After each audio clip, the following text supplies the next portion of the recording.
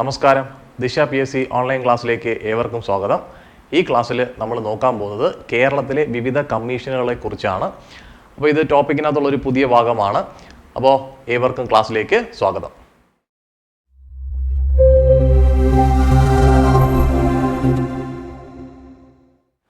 ഈ ക്ലാസ്സിൽ നമ്മൾ നോക്കുന്നത് കേരള സംസ്ഥാന യുവജന കമ്മീഷനാണ്, അല്ലെങ്കിൽ Kerala state youth commission. Okay, അപ്പോൾ Kerala state youth commission act എന്നാണ് പാസ്സാക്കിയെന്ന് ചോദിച്ചാൽ 2014 ആക്ട് എന്ന് പാസ്സാക്കി 2014 Kerala state youth commission act പാസ്സാക്കുന്നത്. വർഷം ഓർക്കണം, 2014.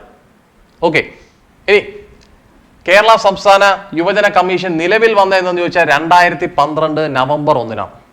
2012 നവംബർ 1. ഓക്കെ, അപ്പോൾ നിങ്ങൾ മനസ്സിലാക്കേണ്ട ആക്ട് പാസ്സാക്കിയെന്ന Kerala state youth commission act പാസ്സാക്കിയത് 2014.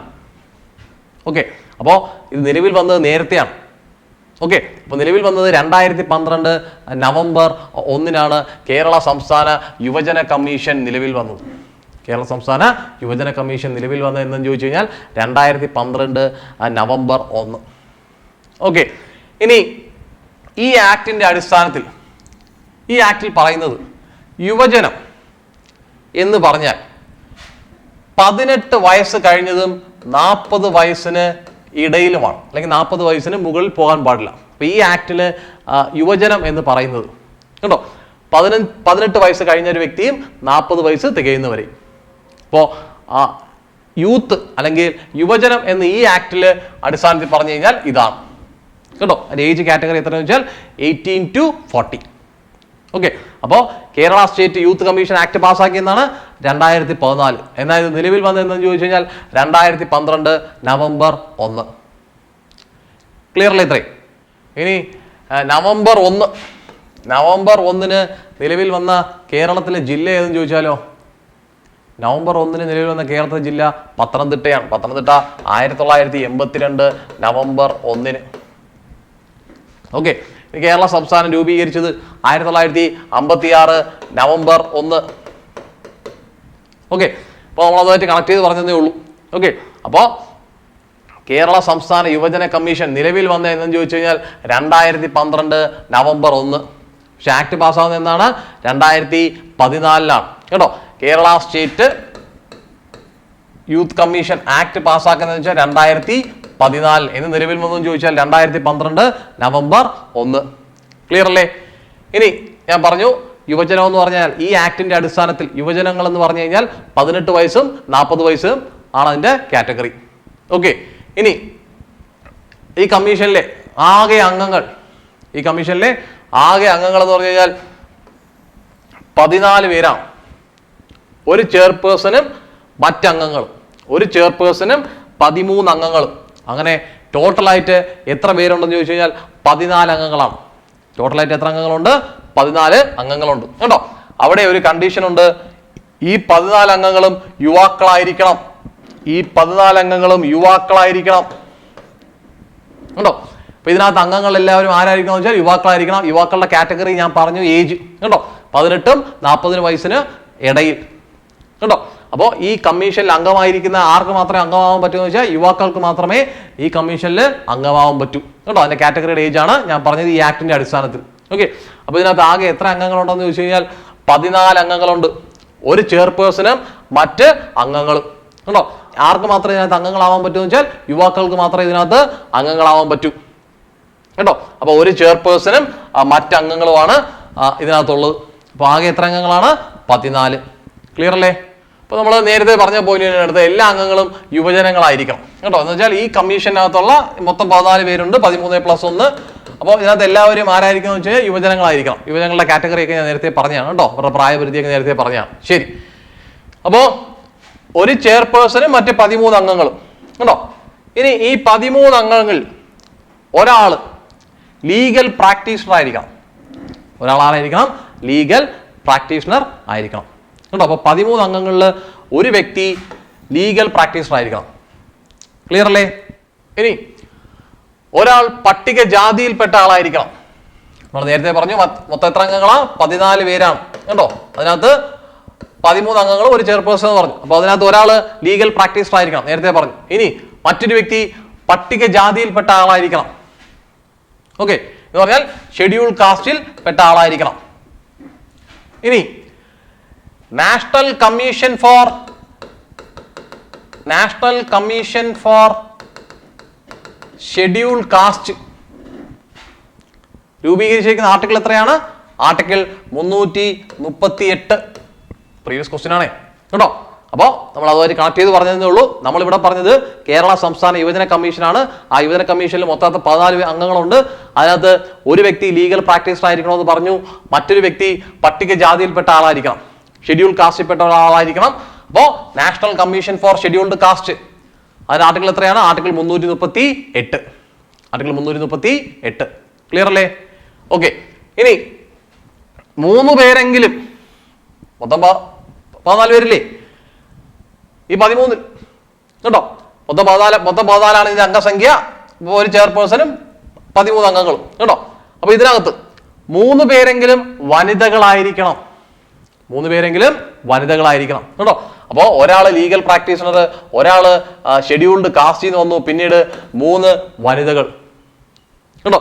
ഈ 3 വനിതകളിൽ ഒരാള് പട്ടിക ഗോത്രത്തിൽപ്പെട്ട ആളായിരിക്കണം, എന്ന് പറഞ്ഞാൽ ഷെഡ്യൂൾഡ് ട്രൈബ്.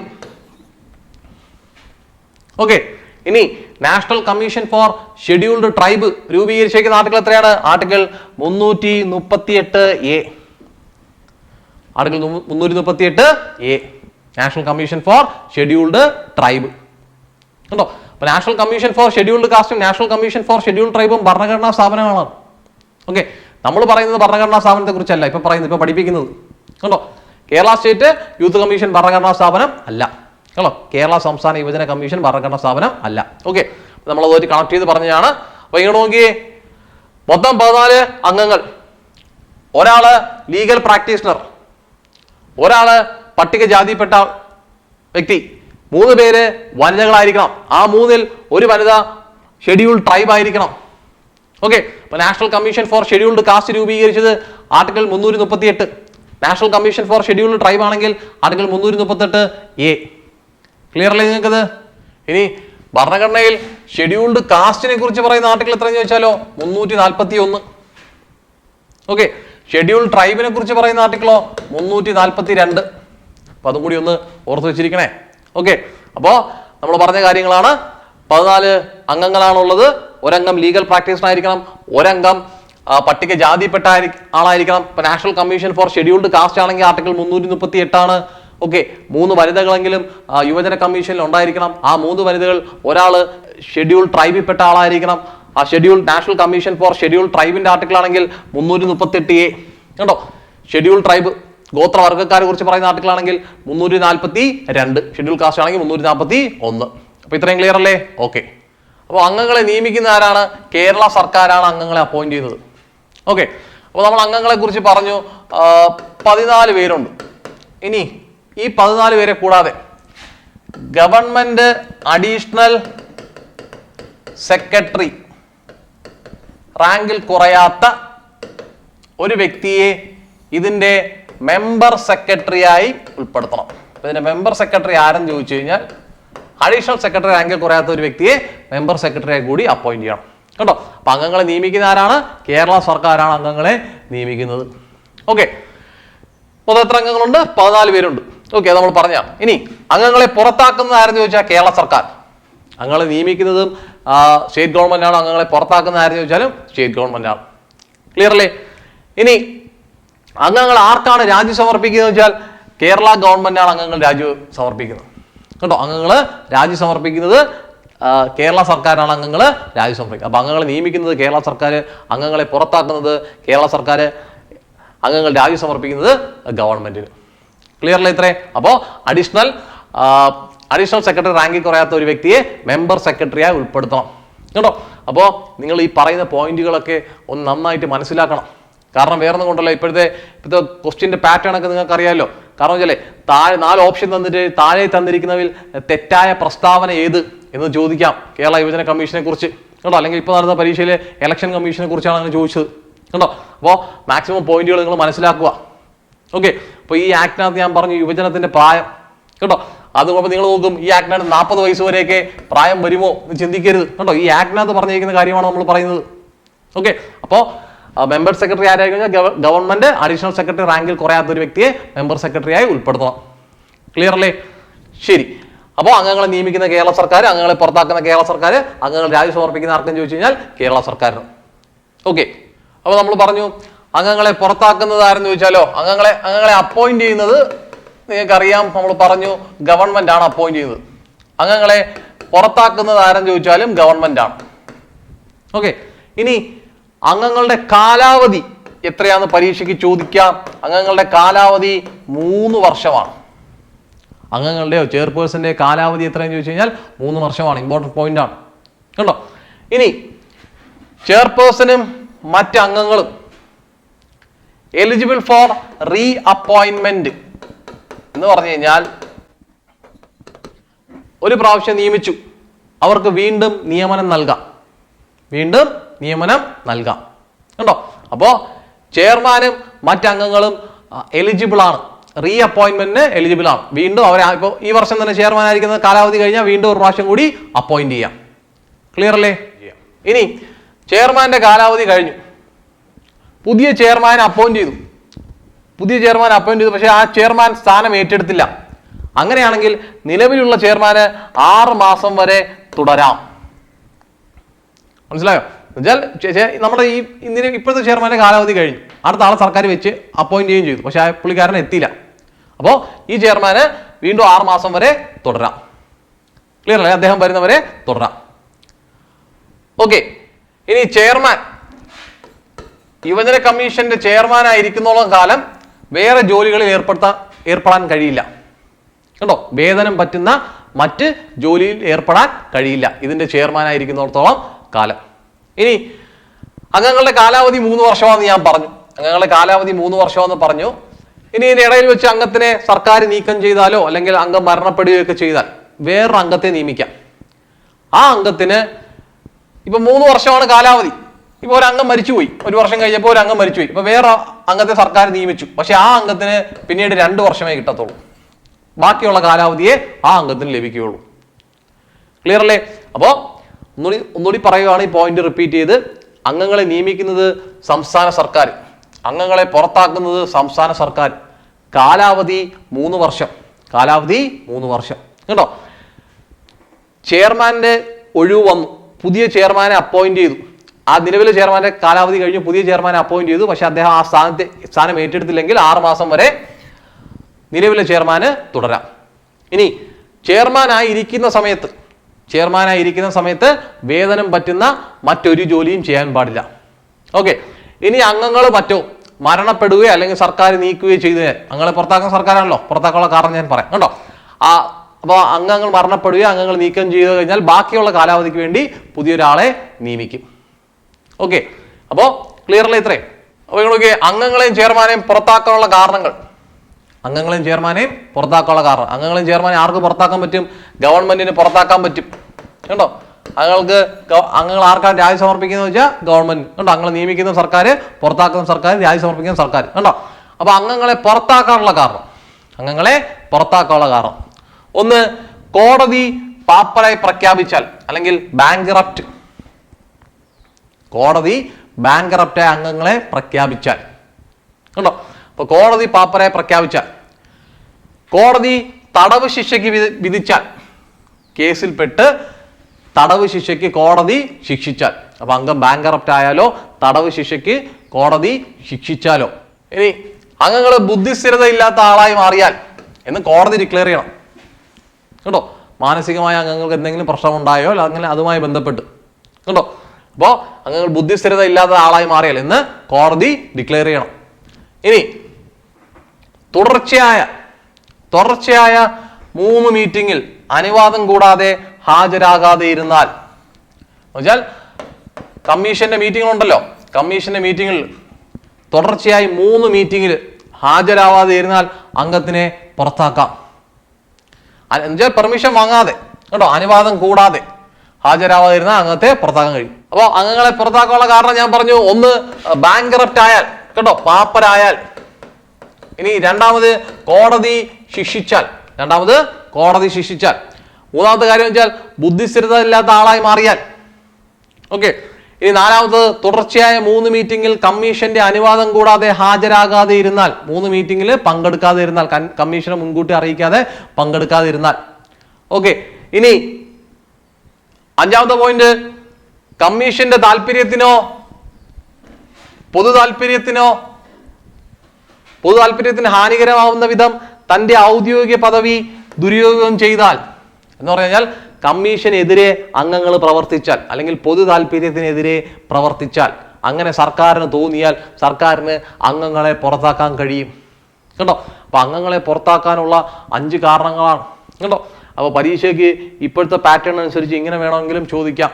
താഴെ തന്നിരിക്കുന്നവയിൽ യുവജന കമ്മീഷനിലെ അംഗങ്ങളെ പുറത്താക്കാനുള്ള കാരണം ഇതും പറഞ്ഞ് വേറെ ഏതെങ്കിലും ഒരു കാരണം കൂടി തരാം. കണ്ടോ. അപ്പൊ അംഗങ്ങളെ നിയമിക്കുന്നതും സർക്കാരാണ്, അംഗങ്ങളെ പുറത്താക്കുന്നതും സർക്കാരാണ്. കണ്ടോ. അപ്പൊ അംഗങ്ങളെ പുറത്താക്കാനുള്ള കാര്യം നമ്മൾ വീണ്ടും റിപ്പീറ്റ് ചെയ്യാണ്. ഒന്ന്, പാപ്പരായി കഴിഞ്ഞാൽ.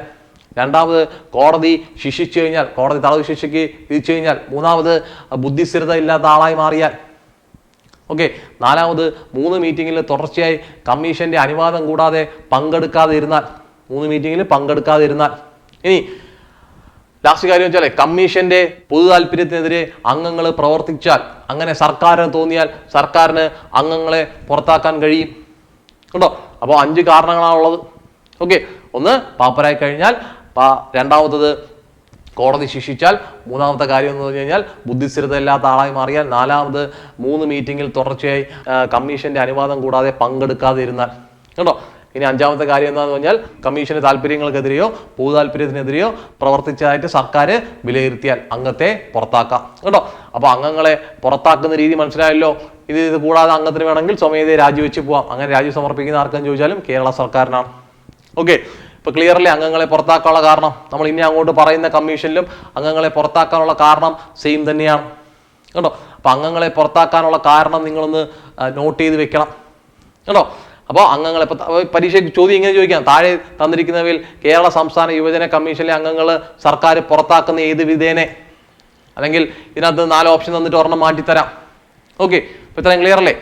ഇനി കമ്മീഷന്റെ ആസ്ഥാനം തിരുവനന്തപുരത്താണ്. ഓക്കെ. അപ്പൊ ഇതിന്റെ ഹെഡ് ക്വാർട്ടേഴ്സ് എവിടെയെന്ന് ചോദിച്ചാൽ, കേരള സംസ്ഥാന യുവജന കമ്മീഷൻ ഹെഡ് ക്വാർട്ടേഴ്സ് എവിടെയെന്ന് ചോദിച്ചാൽ തിരുവനന്തപുരത്താണ്. കേട്ടോ.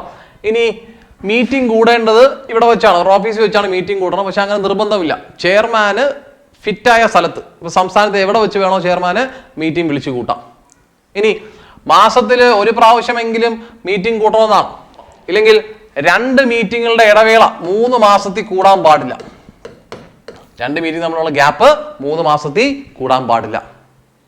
ഓക്കെ. ഇനി മീറ്റിംഗിൽ എടുക്കുന്ന തീരുമാനങ്ങൾ 15 ദിവസത്തിനകം സർക്കാരിനെ അറിയിക്കണം. മീറ്റിംഗിൽ എടുക്കുന്ന തീരുമാനങ്ങൾ 15 ദിവസത്തിനകം സർക്കാരിനെ അറിയിക്കണം. കേട്ടോ. അപ്പോൾ ഇതിന്റെ ഹെഡ് ക്വാർട്ടേഴ്സ് എവിടെയെന്ന് ചോദിച്ചാൽ തിരുവനന്തപുരത്താണ്. കേട്ടോ. മാസത്തിൽ 1 മീറ്റിംഗിലും കൂടണമെന്നാണ്. ഇല്ലെങ്കിൽ 2 മീറ്റിംഗിൽ തമ്മിലുള്ള ഇടവേള 3 മാസത്തിൽ കൂടാൻ പാടില്ല. കേട്ടോ. 2 മീറ്റിംഗിൽ തമ്മിലുള്ള ഇടവേള 3 മാസത്തിൽ കൂടാൻ പാടില്ല. കേട്ടോ. യോഗ തീരുമാനങ്ങളെല്ലാം 15 ദിവസത്തിനകത്ത് സർക്കാരിനെ അറിയിക്കണം. ഇനി മീറ്റിംഗ് കൂടാനുള്ള കോറം എന്താണെന്ന് ചോദിച്ചു കഴിഞ്ഞാൽ മൊത്തം എത്ര അംഗങ്ങളുണ്ട്? മൊത്തം 13 + 1 14 കേട്ടോ. മീറ്റിംഗ് കൂടെയുള്ള കോറം എന്ന് വെച്ചാൽ പകുതി കൂടുതൽ അംഗങ്ങൾ ഉണ്ടായിരിക്കണം. കേട്ടോ. ഹാഫ് എബോവ് മെമ്പേഴ്സ്, പകുതി കൂടുതൽ അംഗങ്ങൾ ഉണ്ടായിരിക്കണം. കേട്ടോ. അപ്പൊ ആസ്ഥാനം തിരുവനന്തപുരത്താണ്. ആസ്ഥാനം. ഇവിടെ വെച്ചാണ് മീറ്റിംഗ് കൂടേണ്ടത്. ഇവിടെ വെച്ച് തന്നെ മീറ്റിംഗ് കൂടണമെന്ന് നിർബന്ധമില്ല. ചെയർമാന് ഫിറ്റായ സ്ഥലത്ത് എവിടെ വെച്ച് വേണോ, സംസ്ഥാനത്ത് എവിടെ വെച്ച് വേണോ മീറ്റിംഗ് കൂടാം. അപ്പോൾ മീറ്റിംഗ് കൂടാനുള്ള കോറം എന്താണെന്ന് ചോദിച്ചാൽ മൊത്തം അംഗസംഖ്യയുടെ പകുതി കൂടുതൽ ആൾക്കാരുണ്ടെങ്കിൽ മീറ്റിംഗ് കൂടാനുള്ള അതാണ് കോറം. ഓക്കെ. ഇനി ഒരു മാസത്തിൽ 1 മീറ്റിംഗ് എങ്കിലും കൂടണമെന്നാണ്. അല്ലെങ്കിൽ 2 മീറ്റിങ്ങുകളുടെ ഇടവേള 3 മാസത്തിൽ കൂടാൻ പാടില്ല. കേട്ടോ. എടുക്കുന്ന തീരുമാനങ്ങൾ 15 ദിവസത്തിനകത്ത് സർക്കാരിനെ അറിയിക്കണം. കേട്ടോ. ഇനി കമ്മീഷന്റെ റെസ്പോൺസിബിലിറ്റീസ്, അല്ലെങ്കിൽ കമ്മീഷണറുടെ ഉത്തരവാദിത്തം എന്താണെന്ന് ചോദിച്ചാൽ ഈ കമ്മീഷന്റെ, കേട്ടോ, യുവജന ക്ഷേമത്തിനായി പ്രവർത്തിക്കുക. യുവജനങ്ങളിൽ വർദ്ധിച്ചു വരുന്ന സാമൂഹ്യ വിപത്തായ മദ്യപാനം, പുകയില, സൈബർ കുറ്റകൃത്യങ്ങൾ തടയുന്നതിന് വേണ്ടിയുള്ള പരിപാടികൾ ആവിഷ്കരിക്കുക. അപ്പോൾ യുവാക്കളിൽ വർദ്ധിച്ചു വരുന്ന സാമൂഹിക വിപത്തായ മദ്യപാനം, കണ്ടോ, പുകയില, സൈബർ കുറ്റകൃത്യങ്ങൾ, ഇവ തടയുന്നതിന് വേണ്ടിയുള്ള പരിപാടികൾ ആവിഷ്കരിക്കുക. കണ്ടോ, യുവജനങ്ങൾക്ക് മെച്ചപ്പെട്ട വിദ്യാഭ്യാസത്തിന് അവസരമൊരുക്കുക, യുവജനങ്ങൾക്ക് വേണ്ടി തൊഴിലവസരങ്ങൾ ഒരുക്കുക. കേട്ടോ, അപ്പോൾ ഇതൊക്കെയാണ് കമ്മീഷന്റെ പ്രധാനപ്പെട്ട ഉത്തരവാദിത്തങ്ങൾ. ഇനി കമ്മീഷനിൽ നിങ്ങൾക്ക് എന്തെങ്കിലും അപേക്ഷ സമർപ്പിക്കണമെങ്കിൽ അപേക്ഷ ഫീസ് എത്ര രൂപയെന്ന് ചോദിച്ചാലോ? എന്നാൽ കമ്മീഷനിൽ നിങ്ങൾക്ക് എന്തെങ്കിലും അപേക്ഷ സമർപ്പിക്കണമെങ്കിൽ അപേക്ഷ ഫീസ് ഇല്ല. കേട്ടോ, അപേക്ഷ ഫീസ് ഒന്നുമില്ല, നിങ്ങൾ അപേക്ഷ സമർപ്പിച്ചാൽ മതി. കേട്ടോ, ഇപ്പൊ കമ്മീഷന്റെ ഉത്തരവാദിത്തങ്ങൾ, ജോലി ഞാൻ പറഞ്ഞു. കേട്ടോ, എന്തെങ്കിലും അപേക്ഷ സമർപ്പിക്കുന്ന ഫീസ് ഉണ്ടോ എന്ന് ചോദിച്ചാൽ ഫീസ് ഇല്ല. കേട്ടോ, അപ്പോൾ ഇതിന്റെ ആസ്ഥാനം തിരുവനന്തപുരത്താണ്. കേരള സംസ്ഥാന യുവജന കമ്മീഷന്റെ ആദ്യ ചെയർപേഴ്സൺ, ഫസ്റ്റ് ചെയർപേഴ്സൺ ആയിട്ട് അപ്പോയിന്റ് ചെയ്ത വ്യക്തി ആരെന്ന് ചോദിച്ചു കഴിഞ്ഞാൽ സിന്ധു ജോയിയാണ്. അപ്പോയിന്റ് ചെയ്ത വ്യക്തി ആരാണ്? സിന്ധു ജോയ്. കേട്ടോ, പക്ഷെ സിന്ധു ജോയ് ഈ സ്ഥാനം ഏറ്റെടുത്തില്ല. കേട്ടോ, അങ്ങനെ ആദ്യ ചെയർമാനായിട്ട് അപ്പോയിന്റ് ചെയ്ത വ്യക്തി ആരെന്ന് വെച്ചാൽ RV രാജേഷാണ്. ഓക്കെ, അപ്പോ കേരള സംസ്ഥാന യുവജന കമ്മീഷന്റെ ആദ്യ ചെയർമാൻ ആരെന്ന് ചോദിച്ചു കഴിഞ്ഞാൽ RV രാജേഷാണ്. ഓക്കെ, അപ്പോൾ ഗവൺമെന്റ് ആദ്യമേ അപ്പോയിന്റ് ചെയ്ത വ്യക്തി സിന്ധു ജോയ് ആണ്. അപ്പോൾ സിന്ധു ജോയ് ആ സ്ഥാനം ഏറ്റെടുത്തില്ല. ഓക്കെ, അപ്പോൾ നിങ്ങൾക്ക് അവിടെ ഡൗട്ടൊന്നും വരരുത്. സിന്ധു ജോയ് ആ സ്ഥാനം ഏറ്റെടുക്കാതെ ആദ്യമായി ചെയർമാൻ സ്ഥാനത്ത് വന്ന വ്യക്തി ആരെന്ന് ചോദിച്ചാൽ RV രാജേഷാണ്. ഓക്കെ, നിലവിലെ ചെയർപേഴ്സൺ ആരെന്ന് ചോദിച്ചാൽ ചിന്താ ജെറോം. നിലവിലെ ചെയർപേഴ്സൺ ആരാണ്? ചിന്താ ജെറോം. കേട്ടോ, അപ്പോൾ ഇത്രയും കാര്യങ്ങളാണ് നമ്മൾ കേരള സംസ്ഥാന യുവജന കമ്മീഷനെ കുറിച്ച് പറഞ്ഞത്. ഓക്കെ, അപ്പോൾ പ്രധാനപ്പെട്ട പോയിന്റുകൾ ഞാൻ ഒന്നുകൂടി റിപ്പീറ്റ് ചെയ്യുന്നു. ഇതിന്റെ ആസ്ഥാനം തിരുവനന്തപുരമാണ്. ആകെ അംഗസംഖ്യ എത്രയെന്ന് ചോദിച്ചാൽ 14 പേരാണ്. ഒരു ചെയർപേഴ്സണും മറ്റ് 13 അംഗങ്ങളും. കേട്ടോ, അംഗങ്ങളെ നിയമിക്കുന്നത് കേരള സർക്കാർ, അംഗങ്ങളെ പുറത്താക്കുന്ന കേരള സർക്കാർ, അംഗങ്ങൾ രാജി സമർപ്പിക്കുന്നത് കേരള സർക്കാർ. കേട്ടോ, അംഗങ്ങളുടെ കാലാവധി 3 വർഷം. കേട്ടോ, മൊത്തം 14 അംഗങ്ങളാണെന്ന് പറഞ്ഞു. ഈ 14 അംഗങ്ങൾ ഒരാൾ ആരായിരിക്കണം? ലീഗൽ പ്രാക്ടീഷണർ ആയിരിക്കണം. ഒരാൾ പട്ടികജാതിയിൽപ്പെട്ട ആളായിരിക്കണം. 3 വനിതകൾ ഉണ്ടായിരിക്കണം. ആ 3 വനിതകളിൽ ഒരു വ്യക്തി ഷെഡ്യൂൾ ട്രൈബിൽ നിന്നായിരിക്കണം. കേട്ടോ, ഈ ആക്ടിന്റെ അടിസ്ഥാനത്തിലാണെങ്കിൽ യുവാക്കൾ എന്ന് പറയുന്നത് 18-നും 40 വയസ്സിനും ഇടയിലാണ്. ഓക്കെ, അപ്പോൾ ക്ലിയർ അല്ലേ? അപ്പോൾ ഇതിലെ കാര്യങ്ങൾ ഒന്നുകൂടി നിങ്ങൾ റിപ്പീറ്റ് ചെയ്ത് നോക്കുക. കേട്ടോ, അപ്പോൾ ഇപ്പോഴത്തെ പാറ്റേണിലെ ക്വസ്റ്റ്യൻ ആണ് പ്രശ്നം. അത് ഒരു 4 ഓപ്ഷൻ തന്നിട്ട് താഴെ തന്നിരിക്കുന്നവയിൽ തെറ്റായ പ്രസ്താവന ഏത്, അങ്ങനെ ചോദിക്കത്തുള്ളൂ. കേട്ടോ, അപ്പോൾ നിങ്ങൾ മാക്സിമം പോയിന്റുകൾ റീകളക്ട് ചെയ്ത് ഒന്നുകൂടി നോക്കുക. ഓക്കെ, ഇന്നത്തെ ക്ലാസ് എല്ലാവർക്കും മനസ്സിലായെന്ന് വിശ്വസിക്കുന്നു. മറ്റൊരു ക്ലാസ്സുമായി വീണ്ടും കാണാം. നന്ദി.